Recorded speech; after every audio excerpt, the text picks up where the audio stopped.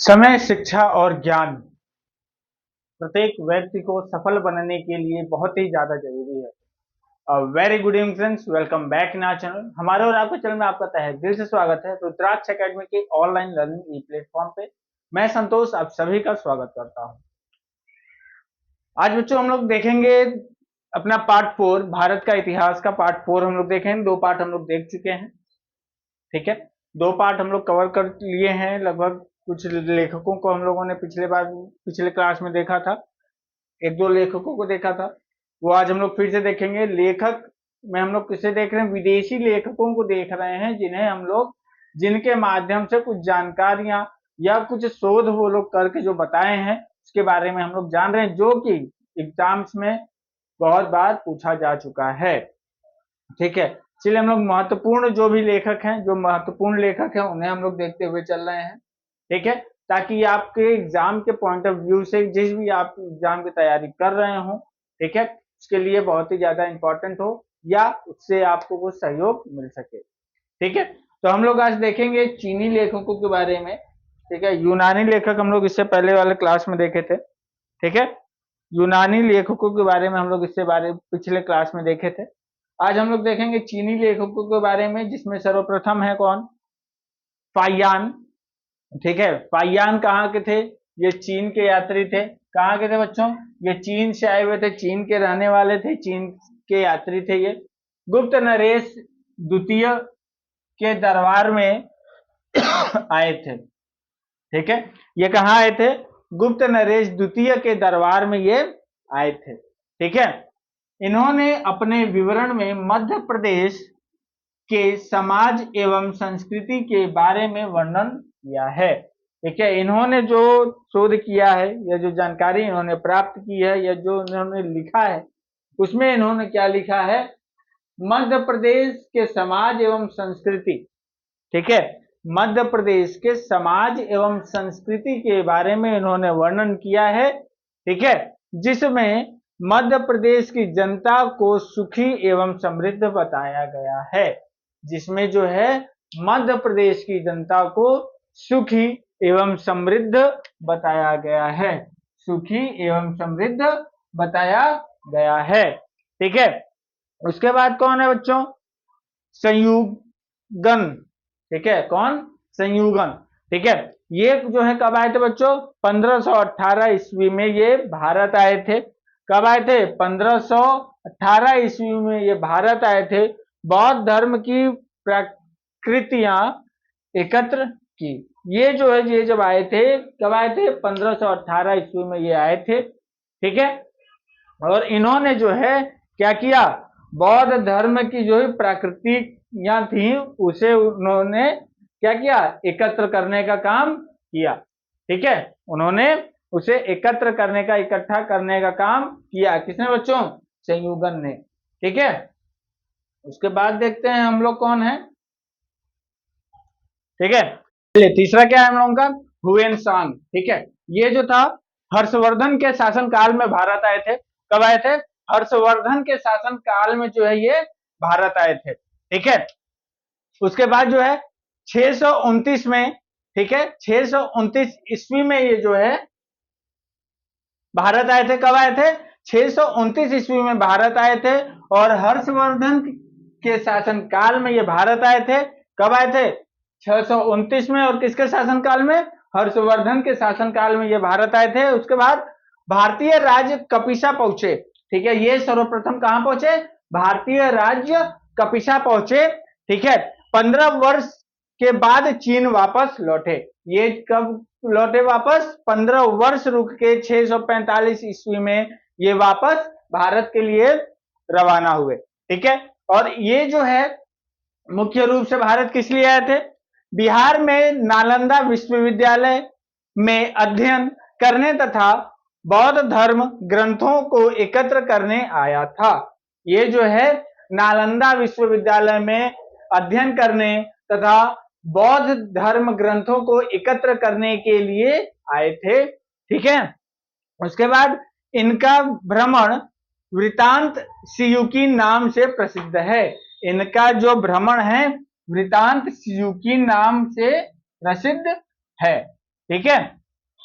और इन्होंने जो है इनके विवरण में जो है जो इन्होंने विवरण दिया है बच्चों, उसमें जो है 138 देशों का विवरण है।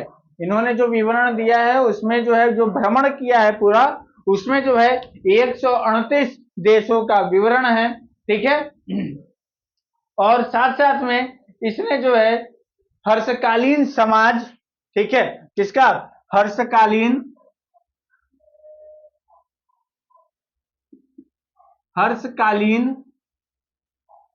समाज के बारे में बताया है। उसके साथ साथ वहां के धर्म, किसके बारे में, समाज, धर्म, राजनीति, इन सबों के बारे में उन्होंने जो है वर्णन किया हुआ है। ठीक है। और इनके अनुसार जो है, किसके अनुसार, हुएन के अनुसार जो है, जो सिंधु का राजा था, ठीक है, कहां का राजा बच्चों, सिंधु का जो राजा था वो कौन था, शूद्र। ठीक है। इनके अनुसार जो है सिंधु का जो राजा था वो कौन था, शूद्र था। ठीक है। इनके अनुसार सिंधु का राजा जो था वो कौन था, शूद्र था। ठीक है। एक और लेखक बच रहे हैं हम लोगों के चीनी लेखक में, उनको भी देख लेते हैं। ठीक है, उनको भी देख लेते हैं कौन है भैया। उनके बारे में भी बहुत बार एग्जाम्स में पूछा जा चुका है, जिसके वजह से उनके बारे में पढ़ना महत्वपूर्ण हो गया। ठीक है, जिसके कारण उनके बारे में पढ़ना महत्वपूर्ण हो गया, जो कि जानकारी उन्होंने दी या हम लोगों को लेना पड़ रहा है। कौन है भैया, इतिंग, इत्सिंग, ठीक है, इत्सिंग थे। ठीक है। यह जो है 19वीं शताब्दी के अंत में भारत आए थे। कब आए थे, 7वीं शताब्दी के अंत में। कौन से शताब्दी के अंत में बच्चों, तो 7वीं शताब्दी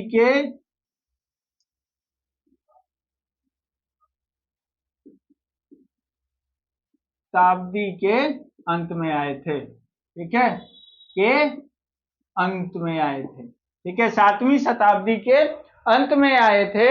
इसने अपने विवरण में जो है नालंदा विश्वविद्यालय के बारे में, ठीक है, साथ साथ विक्रमशिला विश्वविद्यालय तथा अपने समय के भारत का वर्णन किया है। ठीक है।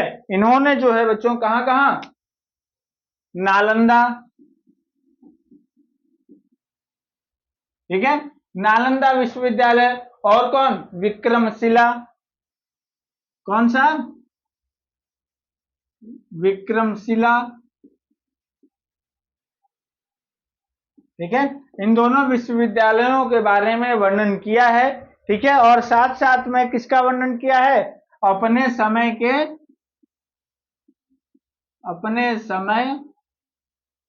के भारत का वर्णन किया। ठीक है। इत्सिंग जो है कब आए थे बच्चों, 7वीं शताब्दी के अंत में भारत आए थे। नालंदा और विक्रमशिला विश्वविद्यालय के बारे में इन्होंने वर्णन किया, और साथ साथ उस समय यानी अपने समय के भारत का भी वर्णन इन्होंने किया। ठीक है। उसके बाद हम लोग पढ़ लेते हैं आज ही अरबी लेखकों के बारे में देख लेते हैं थोड़ा। ठीक है, कौन से लेखकों के बारे में बच्चों, अरबी लेखकों के बारे में हम लोग देख लेते हैं।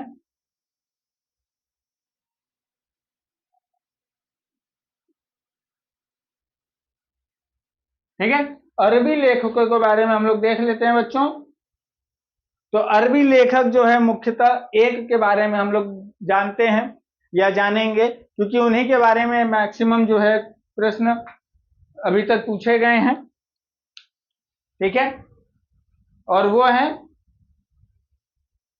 अलब रूनी। कौन है, अलब रूनी। ठीक है। अब इनके बारे में क्या कहा जाता है बच्चों, यह महमूद गजनवी के समय साथ आए थे।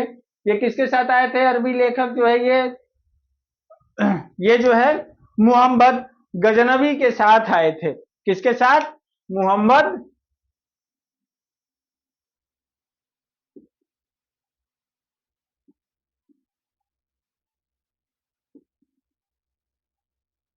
ये जो है गजनवी के साथ आए थे, मोहम्मद गजनवी के साथ आए थे। अरबी में लिखी गई इनकी कृति, ठीक है, अरबी में लिखी गई जो इनकी महत्वपूर्ण कृतियां हैं वो आपको बता दूं क्या है? कृति, ठीक है। उनकी जो महत्वपूर्ण कृतियां हैं बच्चों वो कौन कौन सी हैं? किताब, एक मिनट से, कौन है? किताब उल हिंद। कौन सी है पहली? किताब उल हिंद, ठीक है। उसके बाद इनकी जो कृति है वो कौन सी है बच्चों? तो वो जो है तहकीक ए हिंद है। कौन सी? तहकीक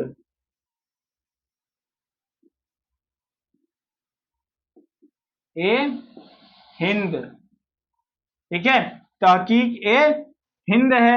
और उसके बाद यानी तहकीक ए हिंद का मतलब क्या होता है? भारत की खोज, भारत की खोज, ठीक है। अलब रूनी का ये था, ठीक है। अलब रूनी होगा ये, इसको क्या करो? अलब रूनी, ठीक है। गजनवी के साथ आए थे, ठीक है। कृति इनकी कौन? किताब उल हिंद, ठीक है। उसके बाद तहकीक ए हिंद, ठीक है, जिसका मतलब भारत की खोज है, ठीक है। कुछ अन्य लेखकों के बारे में भी हम लोग जान लेते हैं, ठीक है। कुछ अन्य लेखकों के बारे में जान लेते हैं हम लोग, ठीक है। अन्य लेखक, अन्य महत्वपूर्ण लेखक,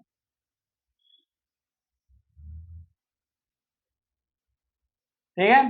अन्य लेखकों के भी बारे में हम लोग जान लेते हैं बच्चों। तो तारानाथ में सर्वप्रथम आते हैं। कौन? तारानाथ, ठीक है, सर्वप्रथम आते हैं उसमें। यह एक तिब्बती लेखक थे। कौन से लेखक थे बच्चों? यह एक तिब्बती लेखक थे, ठीक है। कौन से लेखक?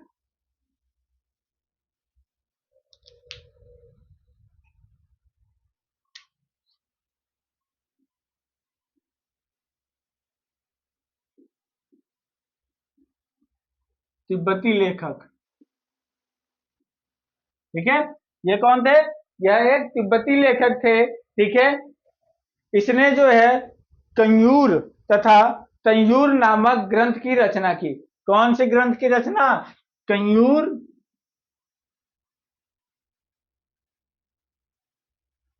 ठीक है, कंयूर तथा कौन सी? तंग्यूर, कंयूर और तंग्यूर ग्रंथ,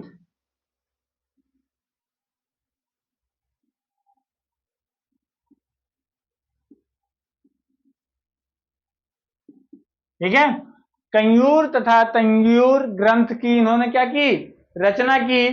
इसने भारतीय इतिहास के बारे में जानकारी मिली, ठीक है। इससे जो है इसके अंदर जो है भारतवर्ष, भारतवर्ष के बारे में जानकारी मिली, ठीक है। इससे जो है भारतवर्ष के बारे में जानकारी मिली, ठीक है। तो प्रश्न पूछता है कंयूर तथा तंग्यूर ग्रंथ की रचना किसने की? तो आप लिख सकते हो या आप लिखोगे ही बच्चों क्या? तारानाथ ने की, ठीक है। तारानाथ ने की थी, ठीक है। चलिए आगे देखते हैं अन्य लेखकों के ही अंदर, ठीक है। कौन है बच्चों? तो मार्को पोलो। ठीक है, कौन दूसरा नंबर, कौन? Marco Polo. ठीक है बच्चों, मार्को पोलो यह जो है 13वीं शताब्दी के अंत में पांड्य देश की यात्रा पर आया था। ठीक है, यह जो है कब आए थे बच्चों? ये जो है 13वीं शताब्दी के अंत में, कब? 13वीं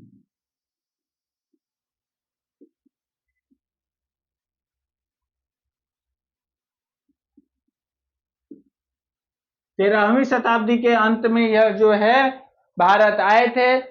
कौन सी यात्रा पर? पांड्य देश की यात्रा पर। कौन सी यात्रा पर बच्चों? पूछता है। पांड्य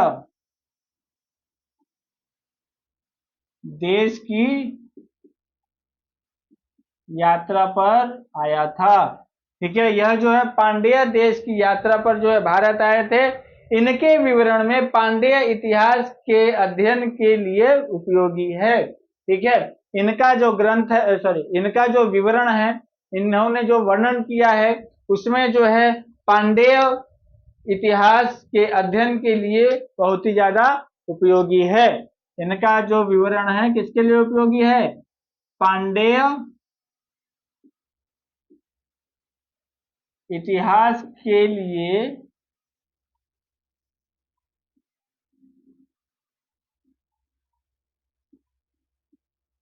सहयोगी है। ठीक है, इनका जो विवरण या क्या वर्णन है, वो जो है पांड्य इतिहास के लिए जो है सहयोगी है। ठीक है, तो आज के लिए इतना ही। हम लोग मिलेंगे अपने नेक्स्ट वीडियो में, और नेक्स्ट क्लास में हम लोग क्या क्या देखेंगे। हम लोग वहां से अब हम लोग स्टार्ट करेंगे अपना भारत का इतिहास। हो गया।